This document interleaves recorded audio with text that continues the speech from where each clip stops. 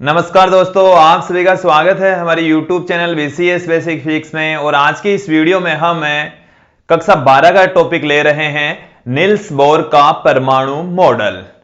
देखिए दोस्तों, जो नील्स बोर का परमाणु मॉडल है वो उनकी तीन मुख्य परिकल्पनाओं पर टिका हुआ है, तीन मुख्य अभिग्रहों पर टिका हुआ है। हम इस वीडियो में जो नील्स बोर ने तीन परिकल्पनाएं प्रस्तुत की, तीन जो मुख्य अभिग्रह दिए थे, पोस्टुलेट्स दिए थे, उनके बारे में यहां पर चर्चा करेंगे। उनकी जो मुख्य परिकल्पनाएं हैं क्या क्या हैं उनके बारे में यहां पर देखेंगे। दोस्तों, जो नील्स बोर ने अपना परमाणु मॉडल दिया वो एक इलेक्ट्रॉन वाले परमाणुओं के लिए आज भी लागू होता है। एक इलेक्ट्रॉन वाले परमाणुओं के लिए ये जो मॉडल है वो अच्छे से लागू होता है। एक इलेक्ट्रॉन वाले परमाणुओं की संपूर्ण व्याख्या करने में ये मॉडल सफल रहा था। देखिए दोस्तों, क्या है मॉडल। इस मॉडल के अंदर तीन महत्वपूर्ण परिकल्पनाएं हैं, तीन महत्वपूर्ण बिंदु हैं। एक एक करके मैं बताता हूं, फिर बोर्ड पर इनको हम पुट भी करेंगे, समझेंगे भी। इनसे रिलेटेड जो सूत्र है, फॉर्मूले हैं, वो भी हम आपको बताएंगे। पहली जो परिकल्पना है वो क्या है कि नील्स बोर ने ये कहा था कि जो इलेक्ट्रॉन है वो नाभिक के चारों ओर वृत्ताकार कक्षाओं में चक्कर लगाते हैं तथा जो उन्हें आवश्यक अभिकेंद्रीय बल है वो इलेक्ट्रॉन तथा नाभिक के मध्य लगने वाले विद्युत आकर्षण बल से प्राप्त होता है। यह इसकी महत्वपूर्ण और पहली परिकल्पना थी। दूसरी जो परिकल्पना क्या है, इन्होंने ये कहा कि जो इलेक्ट्रॉन हैं वो नाभिक के चारों ओर निश्चित कक्षाओं में ही चक्कर लगाते हैं। केवल उन्हीं कक्षाओं में चक्कर लगाएंगे जिनमें उनका कोणीय संवेग h/2π का पूर्ण गुणज हो। एक बार फिर से सुन लीजिए, इलेक्ट्रॉन केवल उन्हीं कक्षाओं में चक्कर लगाता है जिनमें उनका कोणीय संवेग h/2π का पूर्ण गुणज हो। यह उनकी दूसरी परिकल्पना थी। तीसरी परिकल्पना सुन लीजिए, उन्होंने ये कहा था कि जब इलेक्ट्रॉन एक कक्षा से दूसरी कक्षा में संक्रमण करता है, चाहे वो निचले ऊर्जा स्तर से ऊपरी ऊर्जा स्तर में जाएं या ऊपरी से निचले में जाएं, तो वो फोटोनों के रूप में ऊर्जा का उत्सर्जन करता है या अवशोषण करता है। वो डिपेंड करता है कि वो जो इलेक्ट्रॉन है वो उच्च ऊर्जा स्तर से निम्न ऊर्जा स्तर में आएगा तो फोटोनों के रूप में ऊर्जा का उत्सर्जन करेगा, निम्न से वो उच्च में जाएगा तो वो अवशोषण करेगा फोटोनों का। तो ये तीन महत्वपूर्ण परिकल्पनाएं हैं जो कि नील्स बोर ने अपने परमाणु मॉडल में दी थी। अब मैं इन परिकल्पनाओं को आपके सामने पुट कर रहा हूं, एक एक करके इनको समझाएंगे और इनसे जो फॉर्मूले निकलते हैं वो भी हम आप लोगों को समझाएंगे। देखिए दोस्तों, जो नील्स बोर है इसके परमाणु मॉडल में मुख्य रूप से तीन अभिग्रहित हैं। मुख्य अभिग्रहित,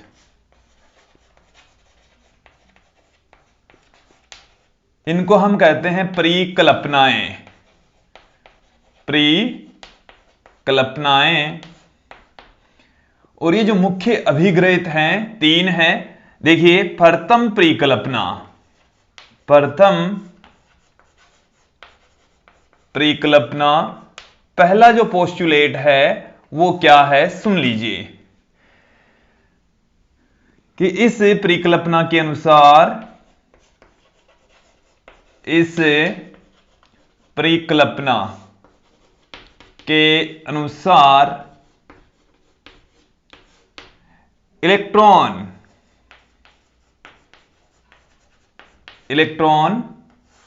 नाभिक के चारों ओर, नाभिक के चारों ओर वृत्ताकार कक्षाओं में चक्कर लगाते हैं। वृत्ताकार कक्षाओं में चक्कर लगाते हैं, वृत्ताकार कक्षाओं में चक्कर लगाते हैं तथा उन्हें आवश्यक जो अभिकेंद्रीय बल है तथा उन्हें आवश्यक अभिकेंद्रीय बल तथा उन्हें आवश्यक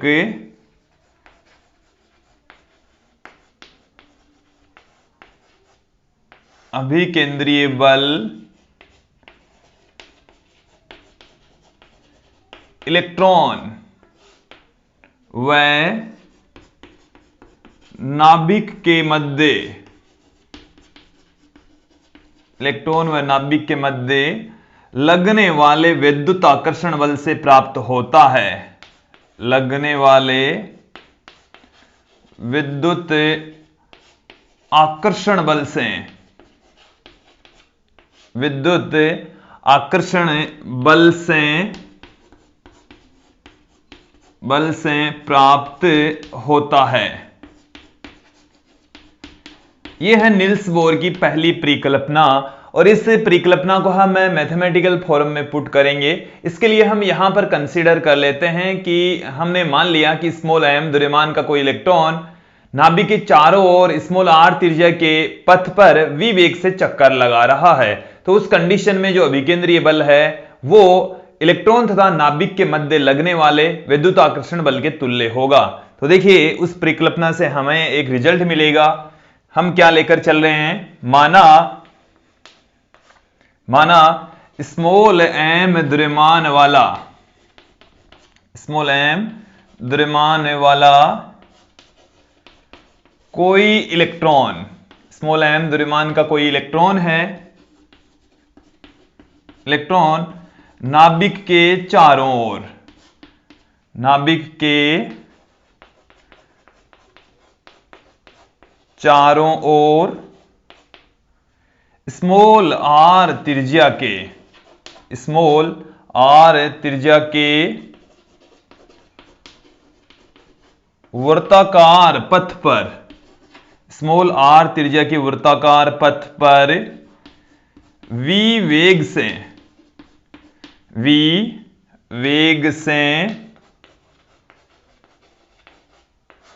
चक्कर लगा रहा है। देखिए सुन लीजिए, समझ लीजिए कि जैसे ये हमारे पास में कोई नाभिक है, ये किसी परमाणु के अंदर नाभिक दिखाया है हमने, और ये कोई इलेक्ट्रॉन है जो कि इसके केंद्र से स्मॉल r त्रिज्या के पथ पर, वृत्ताकार पथ पर v वेग से चक्कर लगा रहा है। इलेक्ट्रॉन का जो द्रव्यमान है वो स्मॉल m के इक्वल है। तो यहां पर आप देखेंगे कि इस परिकल्पना के अनुसार जो अभिकेंद्रीय बल है वो विद्युत आकर्षण बल के बराबर होता है। तो जो अभिकेंद्रीय बल है वो कूलाम बल के बराबर होगा।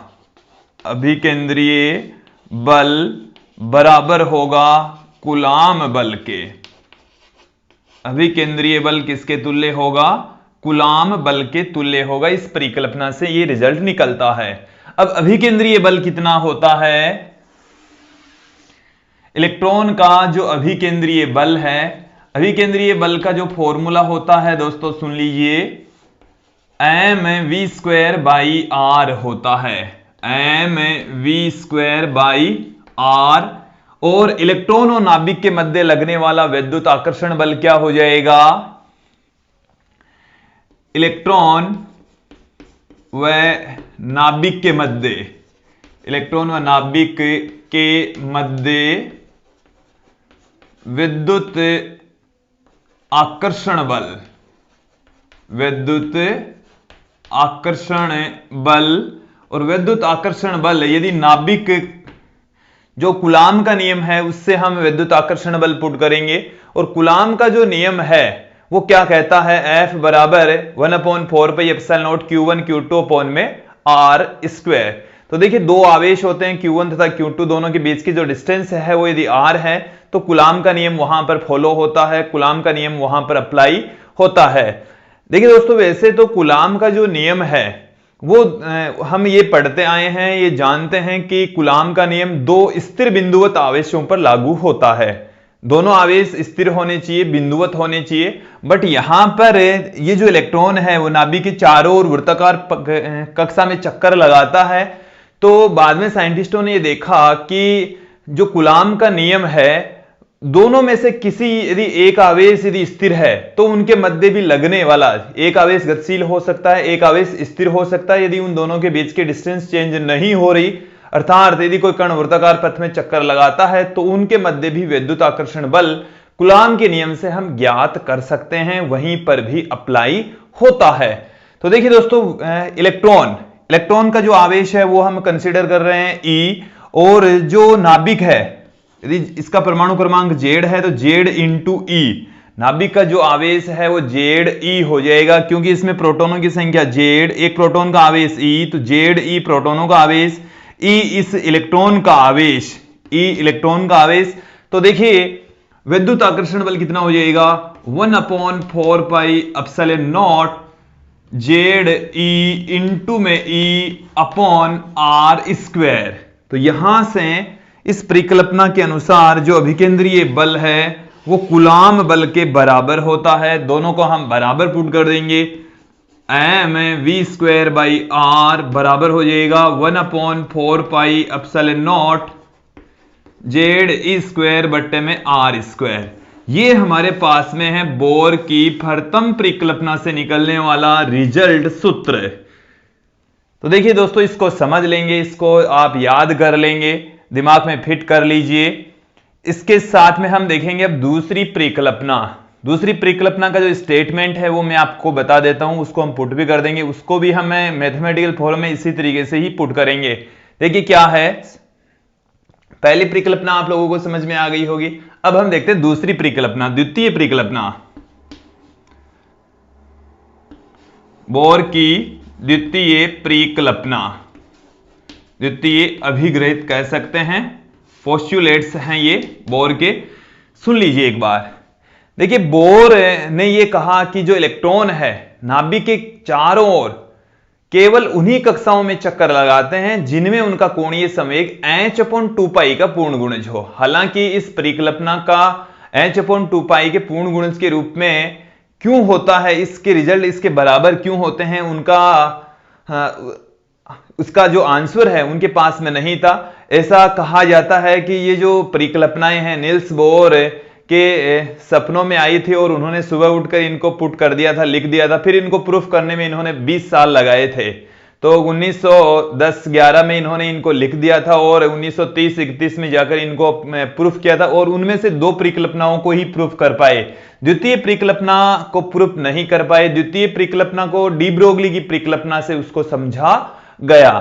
तो यहां पर देखेंगे है क्या एक्चुअल में ये जो परिकल्पनाएं हैं कहां से आई, कैसे आई, उससे लेना देना नहीं है, बट एकदम सही है, आज भी अप्लाई होती है। द्वितीय परिकल्पना क्या है एक बार सुन लीजिए कि इलेक्ट्रॉन नाभिक के चारों ओर केवल उन्हीं कक्षाओं में चक्कर लगाते हैं जिनमें उनका कोणीय संवेग h/2π का पूर्ण गुणज हो। तो देखिए मैं यहां पर पुट कर रहा हूं, फिर उसको मैथमेटिकल फॉर्म में भी हम उसे पुट करेंगे। इस परिकल्पना के अनुसार, इस परिकल्पना के अनुसार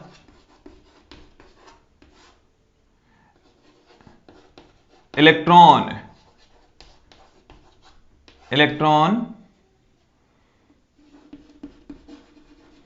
नाभिक के चारों ओर, इलेक्ट्रॉन नाभिक के चारों ओर केवल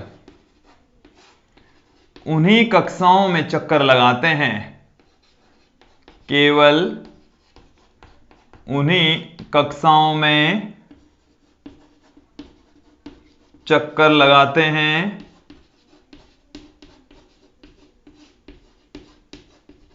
जिनमें उनका कोणीय संवेग, जिनमें उनका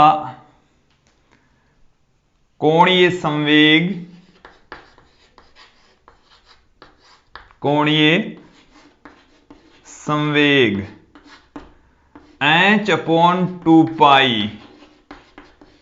के पूर्ण गुणज के रूप में हो, पूर्ण गुणज के रूप में हो। इलेक्ट्रॉन निश्चित कक्षाओं में चक्कर लगाते हैं, उन्हीं कक्षाओं में चक्कर लगाएंगे जिनमें उनका कोणीय संवेग h/2π के पूर्ण गुणज के रूप में हो। तो अब मैं इसको मैथमेटिकल फॉर्म में पुट कर रहा हूं। दूसरी परिकल्पना को मैं अब गणितीय रूप में पुट कर रहा हूं।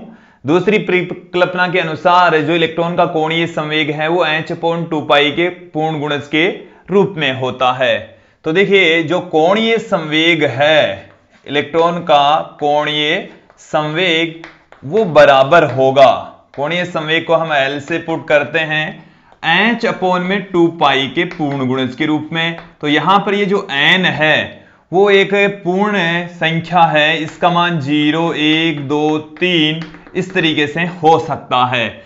तो ये है दूसरी परिकल्पना का गणितीय रूप। कोणीय संवेग को हम r क्रॉस p से पुट कर सकते हैं, तो इसे हम इस तरीके से लिख सकते हैं, कोणीय संवेग बराबर L बराबर r क्रॉस p। इसे हम इस तरीके से भी लिख सकते हैं mvr। तो हमारे पास में द्वितीय परिकल्पना का जो गणितीय रूप है वो क्या निकल कर आएगा, mvr बराबर nh अपॉन में 2 पाई। देखिए इस परिकल्पना का गणितीय रूप ये है। इसमें एक एक बिंदु को समझ लेंगे। ये मास ऑफ इलेक्ट्रॉन, ये वेलोसिटी ऑफ इलेक्ट्रॉन, ये है वृत्ताकार पथ की त्रिज्या, जिस पथ में इलेक्ट्रॉन चक्कर लगा रहा है उस वृत्ताकार पथ की त्रिज्या। h यहां पर प्लांक नियतांक है, जिसकी value 6.62 into 10⁻34 joule into second होती है। और ये जो n है वो है 0, 1, 2, 3, 4 इस तरीके से एक पूर्ण संख्या होगी दोस्तों। तो ये है दूसरी परिकल्पना का गणितीय रूप। इसे भी आप लोगों को अच्छे से दिमाग में फिट करके रखना है। तीसरी परिकल्पना सुन लीजिए कि जब इलेक्ट्रॉन किसी एक कक्षा से दूसरी कक्षा में संक्रमण करता है तो फोटोनों के रूप में ऊर्जा का उत्सर्जन या अवशोषण करता है। मतलब इलेक्ट्रॉन जब एक कक्षा से दूसरी कक्षा में जाएंगे तो वो फोटोनों के रूप में ऊर्जा का उत्सर्जन करेंगे। तो देखिए तृतीय परिकल्पना क्या है। तृतीय परिकल्पना, इस परिकल्पना के अनुसार, इस परिकल्पना के अनुसार जब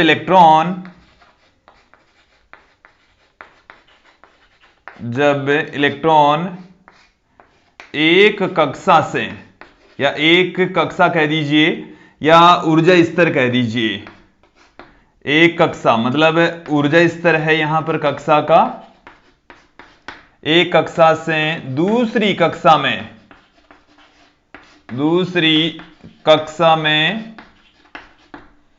संक्रमण करता है। एक कक्षा से दूसरी कक्षा में संक्रमण करता है, एक कक्षा से दूसरी कक्षा में संक्रमण करता है, तो फोटोनों के रूप में ऊर्जा का उत्सर्जन या अवशोषण करता है, ऊर्जा का उत्सर्जन या अवशोषण करता है, अवशोषण करता है, उत्सर्जन करता है या अवशोषण करता है। यदि इलेक्ट्रॉन निम्न ऊर्जा स्तर से उच्च ऊर्जा स्तर में जा रहा है तो वो फोटोनों के रूप में ऊर्जा को ग्रहण करेगा, और जब इलेक्ट्रॉन उच्च कक्षा से निम्न कक्षा में आ रहा है तो वो फोटोनों के रूप में ऊर्जा का उत्सर्जन करता है। देखिए यहां पर इसको भी हम मैथमेटिकल फॉर्म में पुट करेंगे। हम ये कंसीडर कर लेते हैं कि हमारे पास में जो इलेक्ट्रॉन है वो n1वीं कक्षा से n2वीं कक्षा में जा रहा है। तो देखिए क्या होगा,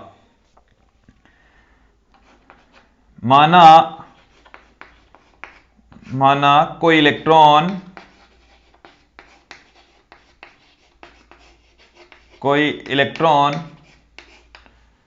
n1वीं कक्षा से या n1वें ऊर्जा स्तर से n2वीं कक्षा में संक्रमण करता है, संक्रमण करता है, तो देखेंगे आप, तो देखिए E बराबर जो उत्सर्जित ऊर्जा है वो बराबर होगी EN2 माइनस EN1।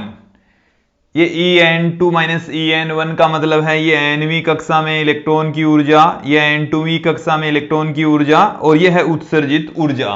तो ये दोनों ऊर्जा स्तरों की ऊर्जाएं हैं। ये अंतिम ऊर्जा स्तर की ऊर्जा में से प्रारंभिक ऊर्जा स्तर की ऊर्जा घटा देंगे, तो दोनों ऊर्जा स्तरों के ऊर्जा अंतराल के बराबर फोटोन उत्सर्जित करेंगे, उतनी ऊर्जा के फोटोनों का उत्सर्जन होगा। जहां आप देखेंगे, जहां En1 है n1वीं कक्षा में इलेक्ट्रॉन की ऊर्जा, फिर है En2, ये है n2वीं कक्षा में इलेक्ट्रॉन की ऊर्जा। और हम क्या जानते हैं, प्लांक के क्वांटम मॉडल से, प्लांक के क्वांटम सिद्धांत से हम जानते हैं E बराबर होता है h न्यू के। तो यहां से हमारे पास में देखिए दोस्तों क्या निकल कर आएगा, इस E के स्थान पर हम पुट कर देंगे h न्यू बराबर आ जाएगा हमारे पास में En2 माइनस En1। तो ये हमारे पास में आ गई है बोर की तीसरी परिकल्पना। ये पहली परिकल्पना है, दूसरी परिकल्पना ये रही, और ये हमारे पास में है तीसरी परिकल्पना। तो दोस्तों मुझे उम्मीद है आप लोगों को तीनों परिकल्पनाओं के जो स्टेटमेंट हैं वो अच्छे से समझ में आए होंगे। इसके साथ में इनको हमने गणितीय फॉर्म में भी बदला, वो भी आप लोगों को अच्छे से समझ में आए होंगे। आज के इस वीडियो में इतना ही। धन्यवाद दोस्तों।